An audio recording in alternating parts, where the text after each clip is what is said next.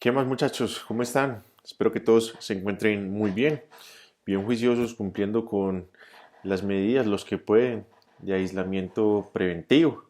Recuerden que es nuestra responsabilidad como ciudadanos contener la propagación del virus en Colombia. Entonces, no está de más que este mensaje se lo recuerden siempre a sus seres queridos, a su familia, a sus vecinos y a toda la comunidad. Sé que durante estos días a muchos nos ha cambiado la vida, nos hemos tenido que adaptar a diferentes formas de trabajo, como esta. Sé que algunos extrañarán el aula de clase, el tablero, el diálogo directo con el profe, pero yo lo que siento es que ante estas circunstancias tenemos que poner de nosotros lo mejor, tenemos que poner al servicio de esta crisis todas nuestras capacidades. Entre esas está el poder llevar a cabo estas clases a través de medios virtuales. Entonces, no está de más compartir ese mensaje y no está de más también agradecerles el compromiso de ustedes. Hasta antes de empezar a grabar este video, la gran mayoría habían enviado el examen, el segundo examen parcial, el segundo 20%, lo que haría que en el transcurso de la noche yo les esté publicando la nota en el sistema para que por favor verifiquen. Ahí se van a dar cuenta del resultado del examen, pero por supuesto, nosotros también lo vamos a resolver en este momento. Yo les tengo acá preparadas las respuestas que desde el examen se han planteado como las correctas. Entonces la pregunta uno dice, según el Código Sustantivo del Trabajo, son considerados elementos esenciales del contrato de trabajo. Recuerdan el artículo 23, son tres requisitos para que exista un contrato de trabajo. La respuesta correcta es la B, la dependencia, que también se conoce como la subordinación, la prestación personal del servicio y el salario. Ahí están los tres elementos que constituyen la relación laboral o el contrato de trabajo. Segunda pregunta. En virtud de la presunción legal del contrato de trabajo, acuérdense, el contrato realidad, aquel que simplemente se presume por la existencia de una prestación personal del servicio y una subordinación, al trabajador A le facilita la carga de prueba en un contrato de trabajo en un proceso. Si llegásemos, como suele pasar en los contratos realidad, a tener que declarar judicialmente la existencia de un contrato, pues cuando se habla de un contrato de trabajo o de un contrato realidad, en este caso al trabajador se le facilita la carga de la prueba. ¿Qué quiere decir? Que no va a tener las mismas exigencias que una persona normalmente tiene para probar que tiene un contrato de trabajo. Podrá acudir a diferentes medios de prueba, se va a flexibilizar la posibilidad de probar su contrato realidad y que pues en consecuencia el juez declare que se han incumplido el resto de las obligaciones. Pero el primer paso es ese, entender que el trabajador cuando hay un contrato de realidad tiene más flexibilidad probatoria, tiene más posibilidades, digamos, tiene la manera de aliviar o de combinar o de recurrir a los medios de prueba totalmente legales y válidos. La respuesta correcta de la 2 es la A. La 3 son partes del contrato de trabajo. Eso pues prácticamente desde el día que empezamos este curso lo identificamos. Este contrato de trabajo tiene dos partes. Una que se llama el trabajador y la otra que se llama el empleador. La respuesta correcta es la B. De la 3 es la B. Cuarto, si Juliana está cumpliendo unas labores ordenadas por una empresa, prestación personal del servicio, y está cumpliendo unas órdenes y ella no ha firmado un contrato de trabajo, no lo ha hecho por escrito, recuerden que esté por escrito no es uno de los requisitos para que exista un contrato de trabajo. Podríamos afirmar que la respuesta correcta es la A, se presume que hay un contrato de trabajo. ¿Por qué se presume? Pues porque el mismo artículo 23 está diciendo que basta con que se den estos requisitos para que la ley presuma que existe un contrato de trabajo. La respuesta de la 4 es la A. Quinto, cuando Jaime celebra más de un contrato de trabajo con el mismo, aquí está la clave, con el mismo empleador, estamos en presencia de la figura D. La respuesta correcta es la B, concurrencia de contratos de trabajo. Sexto, cuando Luisa celebra más de un contrato de trabajo, aquí está la diferencia, con diferentes empleadores, estamos en presencia de la figura D. La respuesta de la 6 es la A, coexistencia de contratos de trabajo. 7. ¿Cuánto es el término máximo que pueden durar un periodo de prueba en un contrato de trabajo a término indefinido? La regla general, 2 meses. Algunos me pusieron que la quinta parte. Recuerden que la quinta parte es para los contratos de trabajo a término fijo inferiores a un año. Pero aquí en el ejemplo les estoy dando un contrato de trabajo indefinido. Consecuencia, aplica el máximo, hasta 2 meses puede durar ese periodo de prueba. La respuesta correcta de la 7 es la C. 8. Por regla general, para que un periodo de prueba tenga validez debe hacerse por. La respuesta correcta es la B, por escrito. Recuerden que normalmente en materia laboral prima la realidad sobre la forma, o sea, digamos que por regla general es más importante la realidad que lo que está en el documento. Sin embargo, un periodo de prueba, para que tenga validez, para que surta los efectos, tiene que quedar por escrito. Si no queda por escrito, eso es ineficaz y es como si no se hubiera hecho nada. Entonces la respuesta correcta en la 8 es la B. Novena. Según el Código Sustantivo de Trabajo, durante el periodo de prueba. Es una de las consecuencias de que se firme un periodo de prueba. La respuesta correcta es la C. Los trabajadores gozan de todas las prestaciones. Recuerden que cuando hay un periodo de prueba ya hay un contrato de trabajo. No es que si me va bien en el periodo de prueba firmo contrato de trabajo. No, desde el momento en que usted inicia un periodo de prueba es porque ya tiene un contrato de trabajo y en consecuencia usted gozará no solamente de todas las prestaciones, sino que tendrá que recibir el salario que le corresponde y tendrá que estar afiliado al sistema de seguridad social. La respuesta de la 9 es la C. Y décimo, ¿es una obligación del empleador en un contrato de trabajo? La respuesta correcta es la D. ¿Por qué? Porque la A, la B y la C son correctas. Dice, ¿es obligación de un empleador en un contrato de trabajo? A, pagar oportunamente el salario. B, pagar prestaciones sociales. C, afiliar al trabajador al sistema de seguridad social. D, todas las anteriores. Esa es la correcta, repito, porque las tres anteriores son correctas. Entonces la respuesta correcta de la 10 es la D. Entonces ahí tienen pues, este era el examen, a todos se les envió, yo tuve digamos un lapsus donde no se los envié en ese correo, pero se los hice llegar a través de Sandy, a quien saludo y siempre voy a agradecer, y a través de Gloria, que también se me ha facilitado, o sea, digamos, se ha facilitado para hacer el puente de comunicación entre ustedes y el profe. Entonces a ellas dos, muchas gracias por salvarme de esta y enviarles el examen. Recuerden, todos tuvieron plazo hasta las 6. ¿Qué pasa si nos lo envían después de las 6? Pues que primero tendrán que acompañarlo de una justificación. En esta época sí que debe ser duro buscar una justificación, una excusa, pero deben acompañarlo para podérselos calificar normal. De lo contrario se les recibe, pero pues la nota evidentemente no podrá ser sobre 5. Diría yo que ya la nota tendrá que ser sobre 4 o estudiar cada caso puntual. Pero lo ideal es que todos hayan cumplido. Recuerden que esta estrategia funciona si todos nos ponemos la camiseta y cumplimos con los plazos. Entonces, el plazo era hasta las 5:59 de hoy. Entonces, espero que lo hayan todos entregado para podérselos publicar esta misma noche. Muy bien, ese era el examen de la clase pasada. Hablemos de lo que va a ser la clase de hoy. El tema que nosotros estamos estudiando son las generalidades. Ahí les envié el documentico, un documento muy sencillo, muy resumido.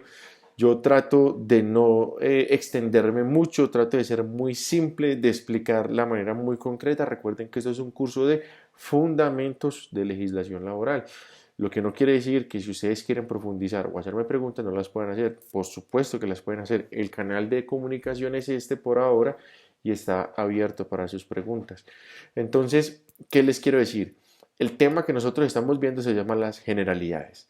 De las generalidades que hemos visto hasta ahora, hemos visto quiénes son las partes en un contrato de trabajo, cuáles son los requisitos, cuándo hay presunción del contrato de realidad, hemos visto las obligaciones, las principales que tienen tanto el empleador como el trabajador, hemos visto cuándo se presenta la figura de la concurrencia, de la coexistencia y vimos el periodo de prueba. Ahí nos detuvimos, hicimos un detalle, esos temas fueron los que ya se evaluaron. Hoy vamos a terminar con nuestra última generalidad. Se llaman las prohibiciones. El tema que hoy vamos a estudiar se llaman las prohibiciones y hacen parte de ese grupo que se llama las generalidades. ¿Recuerdan por qué se llaman las generalidades? Se llaman las generalidades porque son conceptos, son fundamentos que hay en la legislación laboral que se aplican a todo tipo de contrato de trabajo, no importa si es fijo, si es indefinido, si es por obra, si es accidental, a cualquier tipo de contrato de trabajo se le aplica la generalidad del contrato de trabajo, o sea, los conceptos que hasta el momento hemos visto. Entre esos, el que vamos a ver hoy, las prohibiciones. ¿Qué son las prohibiciones?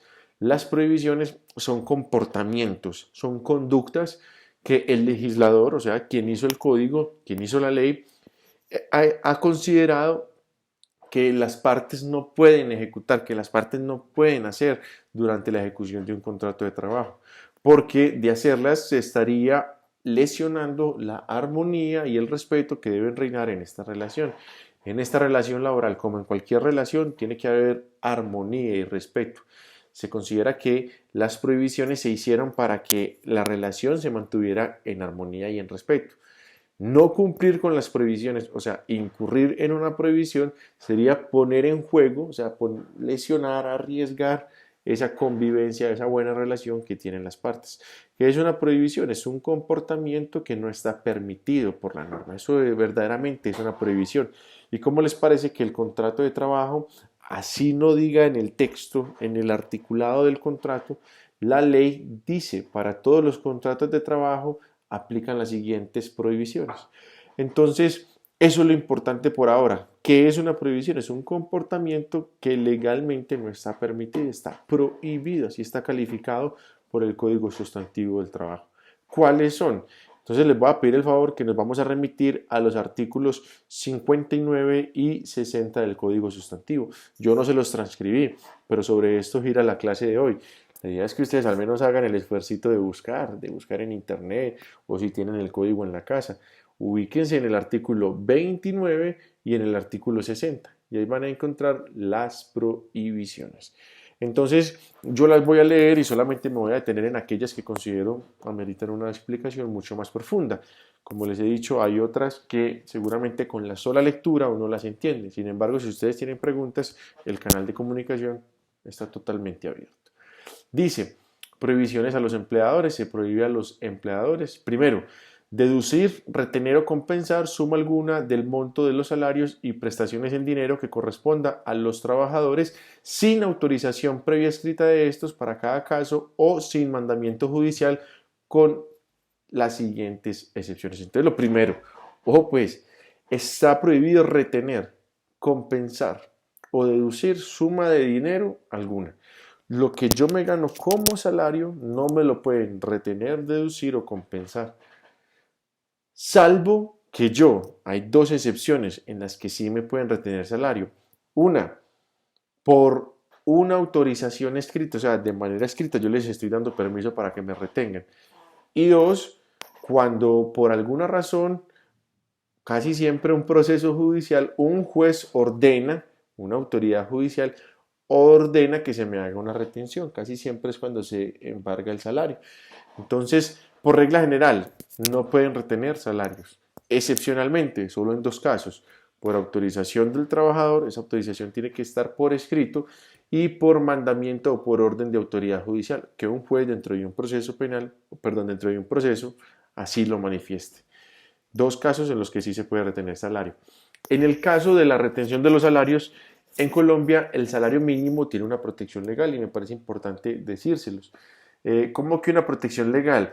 Digamos que en Colombia el salario mínimo por regla general es inembargable.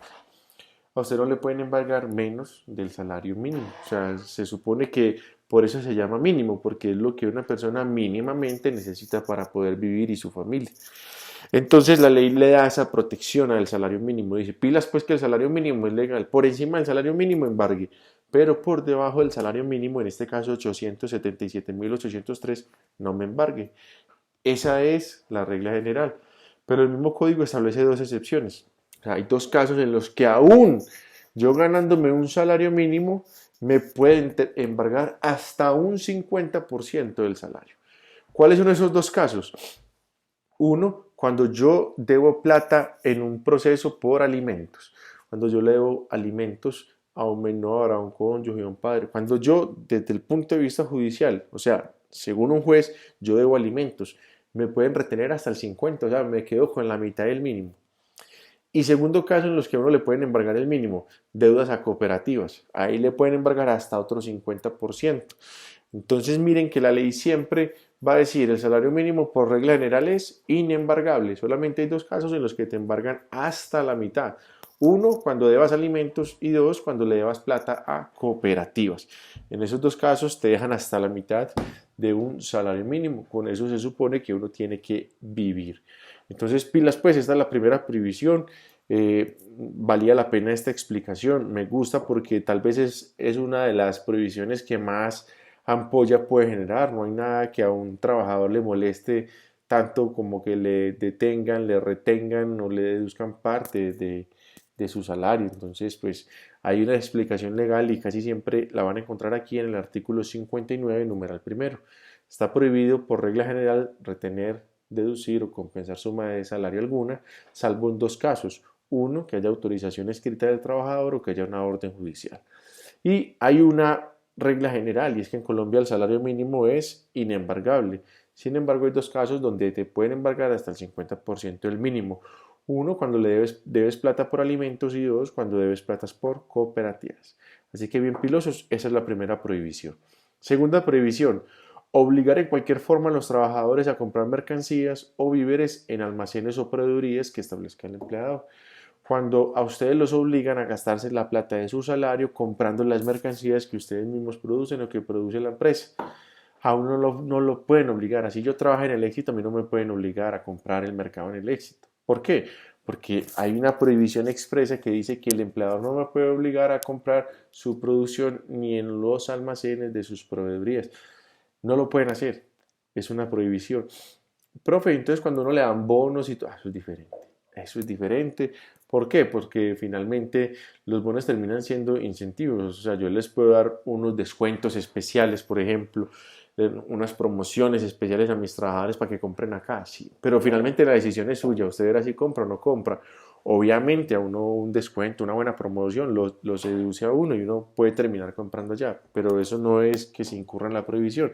La prohibición es cuando usted le obligan a gastarse su salario en la actividad económica que desarrolle la empresa para la que usted trabaja. Entonces, segunda prohibición. Tercera prohibición del empleador, exigir o aceptar dinero del trabajador como gratificación para que se le admita en el trabajo o por otro motivo cualquiera que se refiera a las condiciones de este. Hay trabajadores que se sienten muy agradecidos y como muestra de gratitud le hacen entrega de dinero al empleador, o sea, le pagan el favor, vea jefe, estoy muy agradecido, tome estos 50.000, yo cada mes le voy a dar 200.000 de mi salario porque estoy muy agradecido, gracias por darme este trabajo. Está prohibido, empleadores no pueden cobrarle al trabajador por el hecho de haberle dado el trabajo, no pueden recibirle al trabajador parte de su salario, nada de eso, está prohibido. Cuarto, limitar o presionar en cualquier forma a los trabajadores en el ejercicio de su derecho de asociación.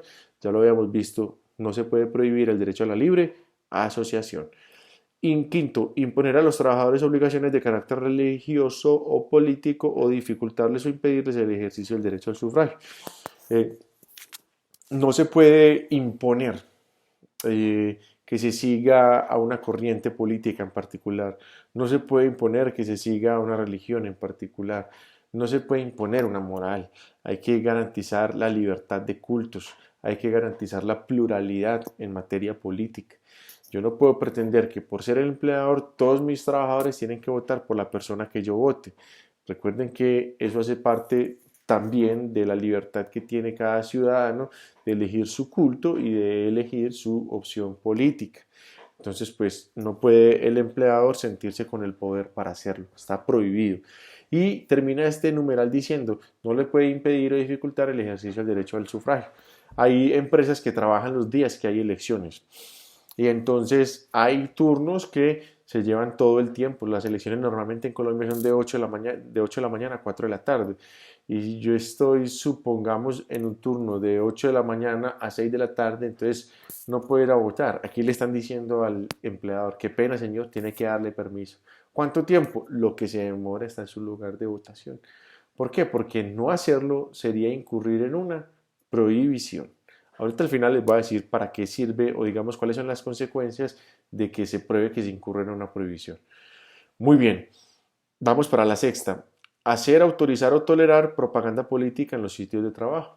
No solamente es que el empleador la haga, ¿cierto? Sino que permita que los trabajadores la hagan. Cuando se va a trabajar, es a trabajar. Eso no quiere decir que no se puedan tomar un tinto y hablar de política. Pues por supuesto que lo podemos hacer, ni más faltaba. Lo que no se puede hacer es el proselitismo político, ¿cierto? Yo coger a todos mis compañeros de trabajo, darles el volante del candidato mío en horas de trabajo y en el lugar de trabajo, hablarles de las propuestas del candidato mío. No, si quieren, tómense en un tinto afuera, pidan permiso o esperen que se acabe la jornada, pero no lo hagan en sus puestos de trabajo porque pues eso sería de alguna manera incurrir en una prohibición. El empleador que lo hace estará incurriendo en una prohibición. Séptimo, hacer o permitir todo género de rifas, colectas o suscripciones en los mismos sitios. Que la rifita, que la polla, que la fiesta. Muchachos, yo sé que casi todos de alguna manera hemos participado en ese tipo de situaciones, pero eso no está permitido en la ley, o sea, no está permitido que se hagan que cantarillas, que rifan, entonces que la apoya la Copa América, que la apoya el Mundial. El empleador no puede promover eso y la verdad es que es sano en la medida en que pues como casi siempre estos tipos de juegos implican apuestas o implican la administración de recursos, pues lo que no se quiere es que finalmente hayan conflictos, controversias después por el manejo de la platica. Suele pasar, entonces pues por eso está prohibido. Octavo, está prohibido emplear en las certificaciones de que trata el ordinal séptimo del artículo 57 signos convencionales que tiendan a perjudicar a los interesados o adoptar el sistema de lista negra, cualquiera que sea la modalidad que utilicen para que no se ocupe en otras empresas a los trabajadores que se separen o sean separados. Prohibido dar malas referencias, ¿cierto? Salvo pues que sea un caso debidamente probado por las autoridades. No, es que es un ladrón, pues hombre, hay una autoridad que ya lo haya condenado por hurto. Mientras eso no haya pasado, pues no es un ladrón, es un inocente. Recuerden, presunción de inocencia. En ese sentido va esta prohibición. No puedes hacer malas referencias de tus trabajadores. No puedes hacer el sistema de lista negra, hacerle ceñitas, vea, pilas con este, pilas con esta. Eso está prohibido. Y noveno, última prohibición del empleador es ejecutar o autorizar cualquier acto que vulnere o restrinja los derechos de los trabajadores o que ofenda su dignidad. Muy bien, prohibido el matoneo, prohibido bullying. Hay que tratar a la gente con mucho respeto. ¿Entendidas entonces esas prohibiciones por parte del empleador? Espero entonces que sí. Ya siguen las prohibiciones por parte del trabajador. Recuerden que el trabajador también tiene prohibiciones. ¿Cuáles son? Primero, está prohibido sustraer de la fábrica, taller o establecimiento los útiles de trabajo y las materias primas o productos elaborados sin permiso del empleador. Entonces, pilas, pues, si a usted le entregan un arma de dotación, si le entregan un computador, un celular, un radio, pues se los están entregando para que usted cumpla con sus labores. Usted no tiene por qué sustraerlas del puesto de trabajo sin autorización del empleador. No vaya a ser que se lleven una sorpresa. Eso está prohibido. ¿Qué más tiene prohibido? Presentarse al trabajo en estado de embriaguez o bajo la influencia de narcóticos o drogas enervantes. Recuerden que este es un código pues de 1950, desde antes de 1950. Entonces imagínense en ustedes que se permita que las personas vayan a trabajar bajo los efectos de la droga, bajo los efectos del alcohol. Yo creo que todos los que en algún momento hemos consumido alcohol somos conscientes que uno no es el mismo, ¿cierto? Que las habilidades, las capacidades, los reflejos, y más ustedes que trabajan con seguridad, eso no es lo mismo. Y ni qué decir pues con las drogas, yo me imagino que debe ser todavía mucho más grave. Está prohibido y no solamente eso les va a incurrir en una prohibición y a generar la terminación del contrato después, sino que de ahí se pueden derivar muchas más consecuencias legales. No vayan a pensar que es solamente el incumplimiento de una obligación laboral.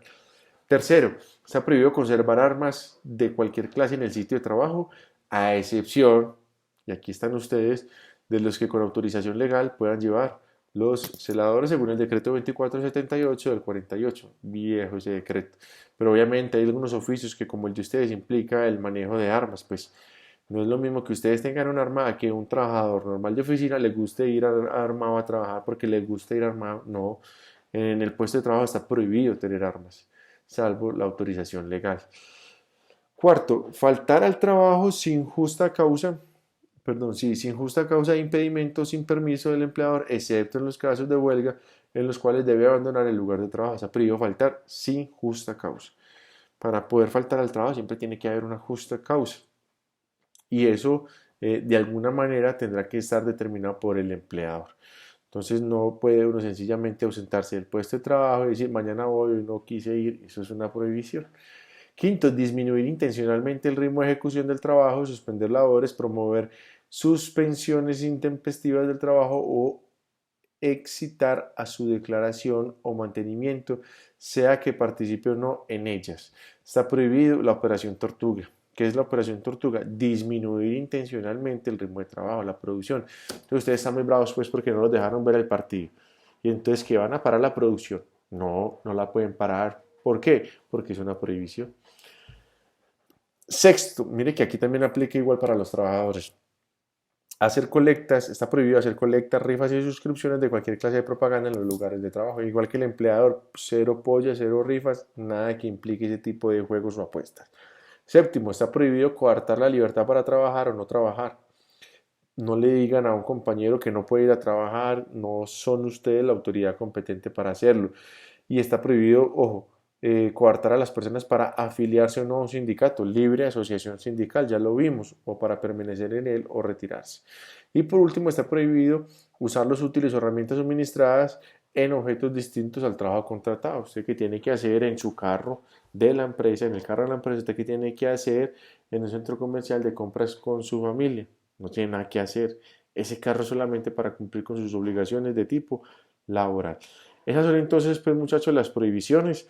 Hicimos lectura de ellas, profundicé en aquellas que me parecen a mí pueden generarles mucho más interés, pero si alguna de estas les genera un interés adicional y no fue, digamos, lo suficientemente profundizado, me dicen y yo se los amplío con todo el gusto. Este es el tema de hoy, las prohibiciones, bien juiciosos. Este material no es para que lo archiven, este material es para que lo estudien, muchachos. Estudienlo bien juiciosos. Nos vemos dentro de 8 días a las 6 de la tarde con la siguiente clase. Feliz semana para todos.